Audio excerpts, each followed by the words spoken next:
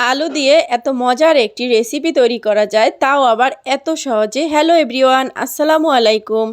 আমি এখানে আলু দিয়ে খুব মজার একটি রেসিপি করে দেখাবো, খুবই সহজে আর এতটাই মজাদার। এটা কিন্তু বিকেলের নাস্তা হিসেবে কিংবা বাচ্চাদের টিফিনেও কিন্তু খুব ভালোভাবে এই নাস্তাটা দেয়া যায়।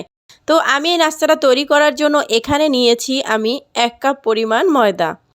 এটা আমি একটু লবণ আর তেল দিয়ে ভালোভাবে মাখিয়ে নিব।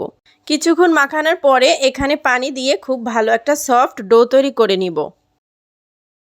ডোটা এক সাইড করে রেখে এখন আমি এখানে সেদ্ধ করা আলু নিয়েছি। তার ভিতরে দিয়েছি পেঁয়াজ কুচি, কাঁচামরিচ কুচি, ধনিয়া পাতা কুচি, চিলি ফ্লেক্স, অরিগানো। তারপরে দিয়েছি এখানে ভাজা জিরার গুঁড়া 1 টেবিল চামচ, দিয়েছি মরিচের গুঁড়া, কর্নফ্লাওয়ার, লবণ, সব কিছু দিয়ে ভালোভাবে মেখে নিব।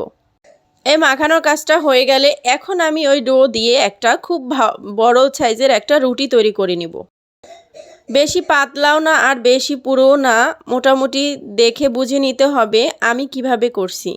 এখন পুরো রুটিটার ভিতরে আলুর পুরটা দিয়ে এভাবে চিকন চিকন করে রোল শেপ দিয়ে কেটে নিব।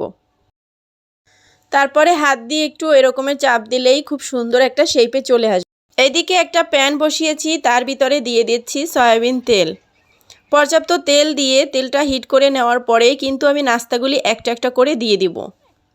মিডিয়াম টু লো আঁচে এটা ভাজতে হবে, বেশি আঁচে ভাজা যাবে না, তাহলে উপরটা খুব ব্রাউন কালার হয়ে যাবে আর ভিতরটা কাঁচা থেকে যাবে। আমার সবগুলো নাস্তা কিন্তু রেডি হয়ে গেছে, আমি ভেজে নিয়েছি।